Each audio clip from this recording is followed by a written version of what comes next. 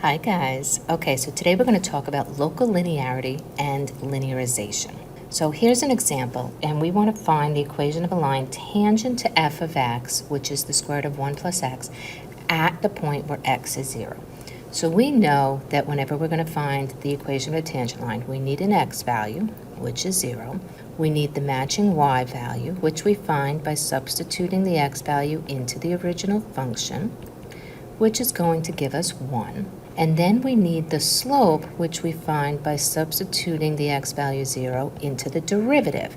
So we need to find the derivative. Now, one thing I would remind you of before we take the derivative is that f of x is the quantity 1 plus x raised to the 1/2, which means that our derivative is bring down the 1/2, we're doing the chain rule, keep the inside, subtract 1 from the exponent, times the derivative of the inside is 1. So this all simplifies to 1 over 2 times the square root of 1 plus x. Now, if we want the derivative at 0, we're going to substitute 0 in for x. So 1 over 2 times the square root of 1 plus 0, which will give us a slope of 1/2. Now that means the equation of the line is y minus our y value is 1 equals our slope is 1/2 times x minus the x value of 0, but we never leave a minus 0 in our equation, do we? This is y minus 1 equals 1/2 x, which we could even rewrite as y equals 1/2 x plus 1.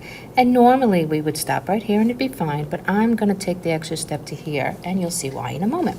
So now what I want to do is I want to pull out our handy-dandy calculators, and we're going to graph the function in f1 of x, and we're going to graph the tangent line in f2 of x. And then we're going to zoom in on that point of tangency, and we're going to repeat that process over and over and over and see what we get. Okay, so here we are on a graph page, and we said in f1 we're going to put the function, which is the square root of 1 plus x, and then in f2 we're going to put our tangent line, which is 1 over 2, 1/2, times x plus 1, and there we go. Now I'm going to move these so I can tell which is which. All right, now what we want to do is we want to zoom in on the point of tangency. So we can see that this red line is definitely tangent to the graph of f of x is the square root of 1 plus x at x equals 0. Now I'm going to go to Menu, Window Zoom, Zoom in, and I'm going to click right about the 0.01. Okay, see it closing in, and I'm going to do it again, and again, and again. And what do you notice? This graph is getting closer and closer to the line, and I'm going to keep zooming in and zooming in and zooming in and zooming in, and again and again. And oh my goodness, can you tell the difference between the function and the line? No. That is what we call the linearization of the curve. That when you have a differentiable function, if you zoom in at the point of tangency enough, it will always look like a line, and the line that it looks like is the tangent line, okay? The line starts to become the curve. It looks like the tangent line. So a note to write down is we call this tangent line y equals 1/2 x plus 1 the linearization of f at x equals 0. So the tangent line is the linearization. It's what line it looks like when you zoom in. You'll also hear that the function is locally linear. That if you zoom in enough, it looks like a line and it's locally linear, okay? Important to know is that the tangent line approximates the curve near the point of tangency.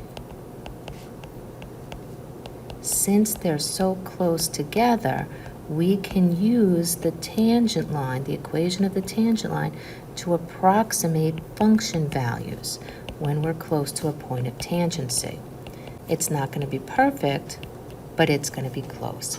So for instance, we can use the tangent line to approximate the value of f of 0.02 because 0.02 is pretty close to our x value of 0.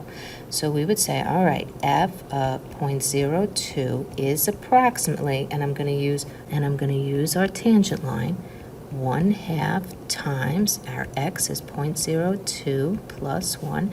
Now half of 0.02 is 0.01, and if we add 1, that means that f of 0.02 is approximately 1.01. Let's check out on our calculator exactly what the value is and see how good our approximation is. Okay, so I'm going to put in a calculator page, and now we want to find the exact value of the square root of 1 plus our x value is 0.02. So the exact value is 1.00995, and we approximated that value at 1.01. That's a pretty darn close approximation.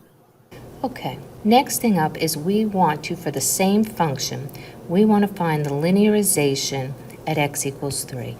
When they ask for the linearization, all they are asking for is the equation of the tangent line.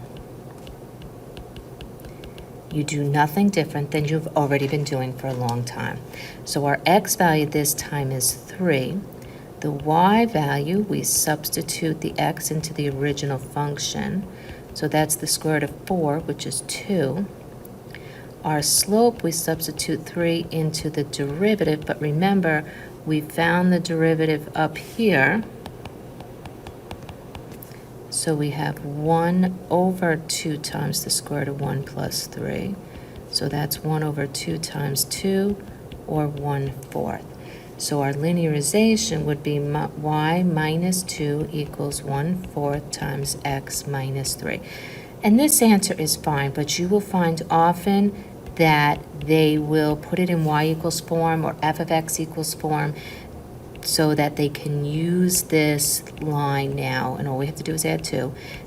This way they can use the line like we did in part D to approximate another function value. So there we go.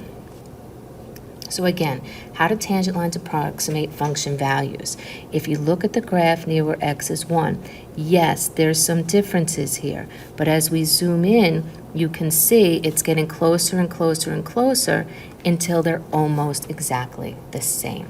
All right, and in this case, because the tangent line is drawn above the curve, the tangent is actually an overestimate.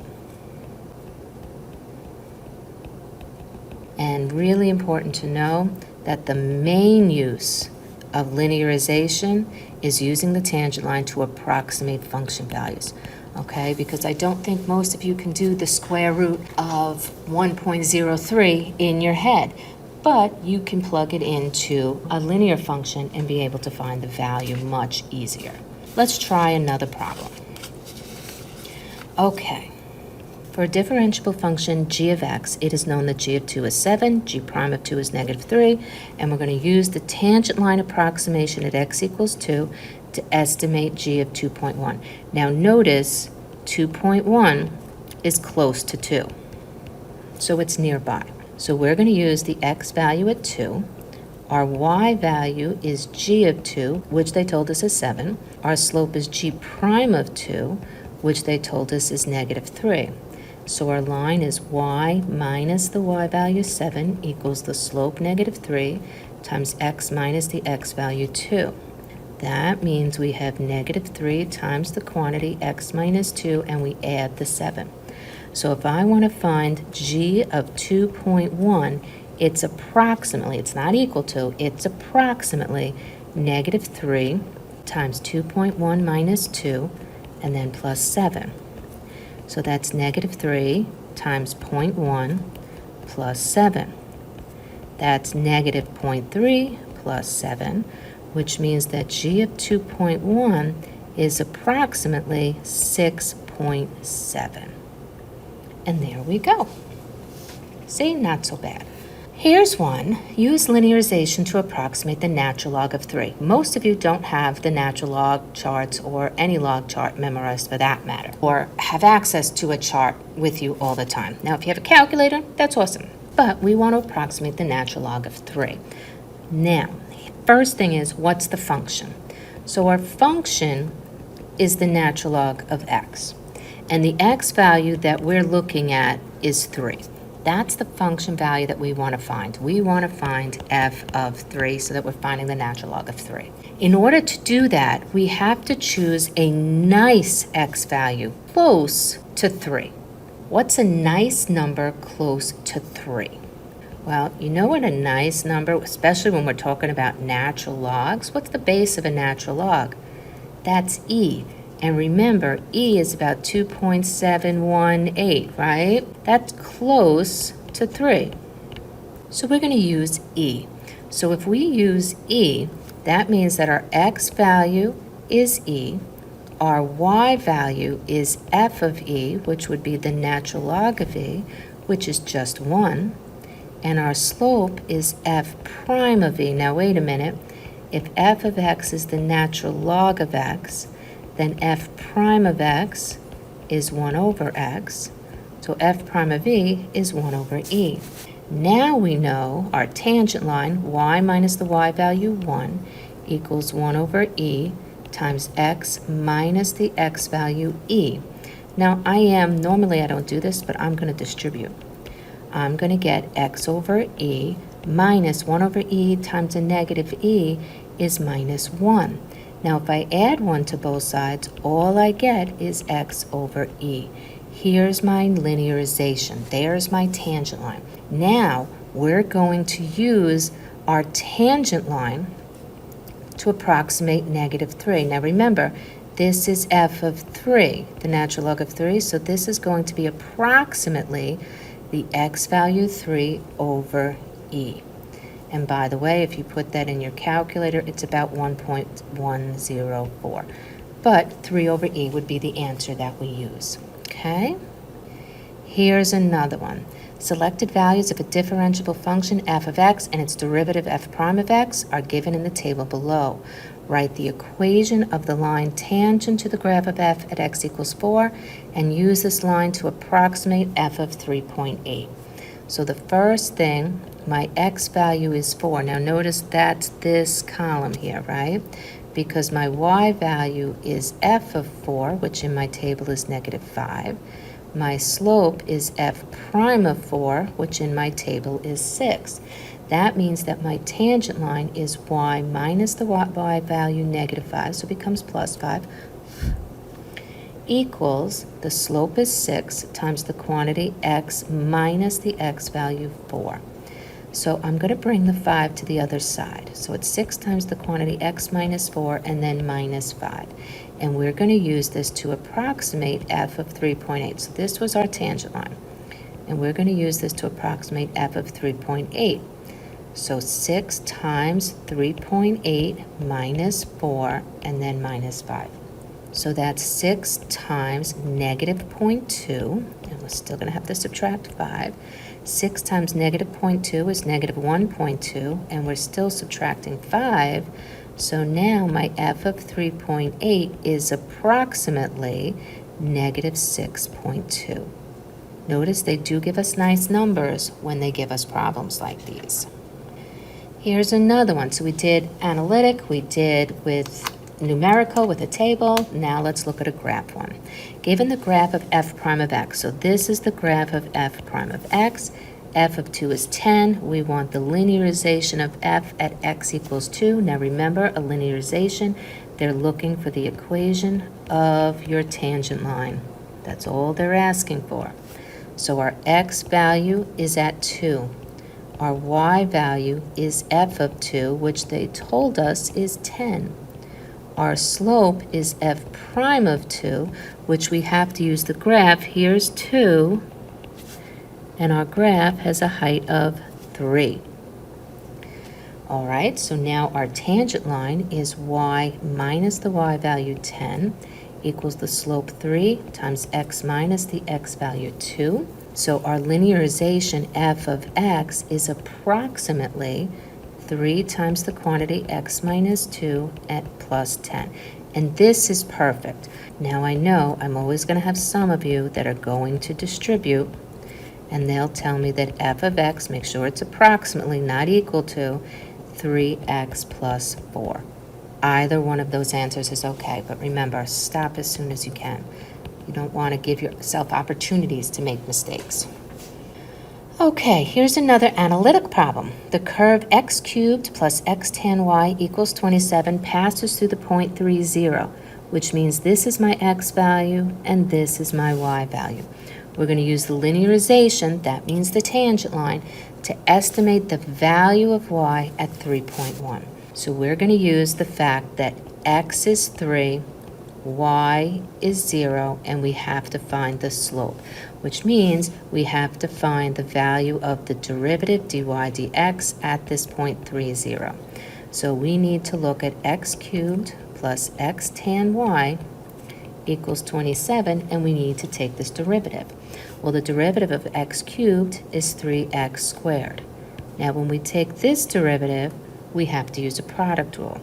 The derivative of x is 1 times keep the tangent of y, plus keep the x, and the derivative of tan y is secant squared y dy dx, equals the derivative of 27 is 0. So everything with a dy dx, namely x secant squared y, dy dx is staying here. Everything else is going to the other side, so it's minus 3x squared minus tan y.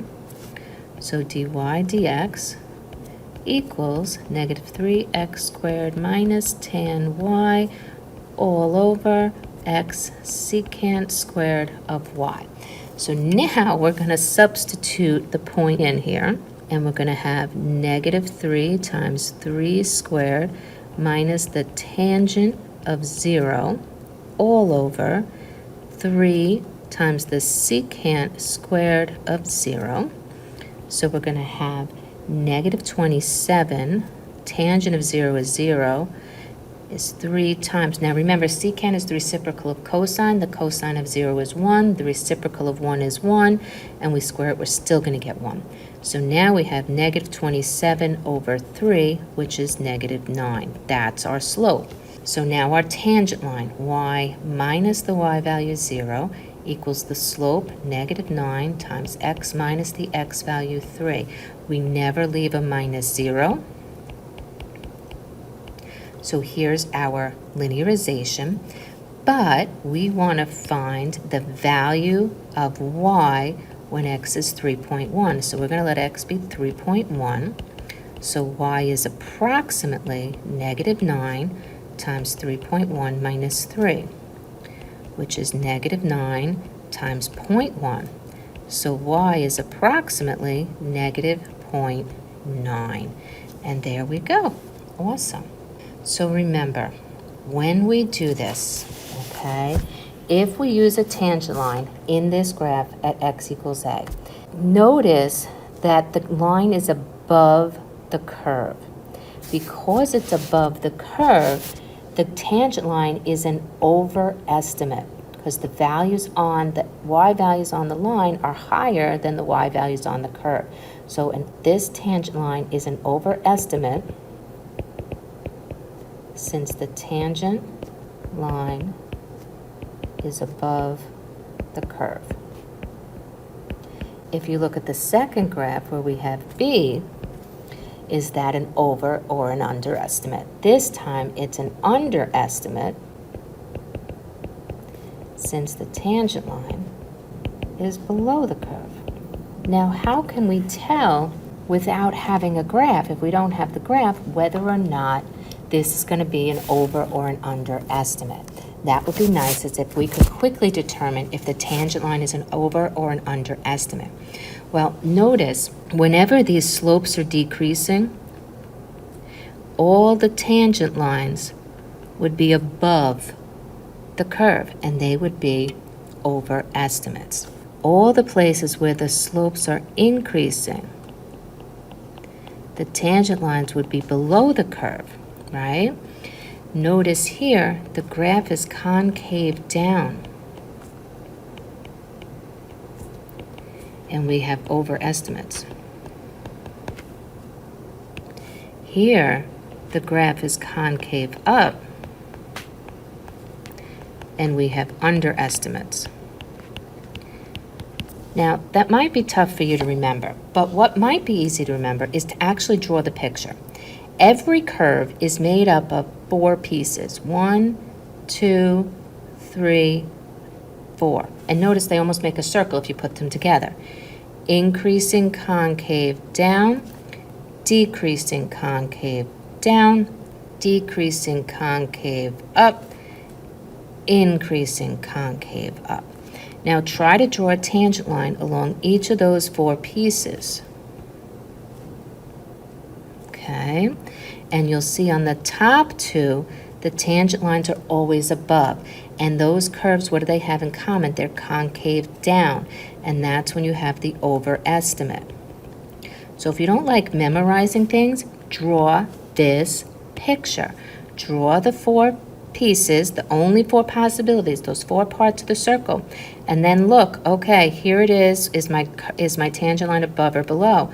When it's concave up, my tangent line is below. That's when we have the underestimate. Okay, so most of us, a lot of us are very visual, and this gives you a nice visual representation of those rules. So here, the tangent line approximation at x equals 3. Here's x equals 3. My tangent line would be above it, which would mean this is an overestimate because the graph is concave down.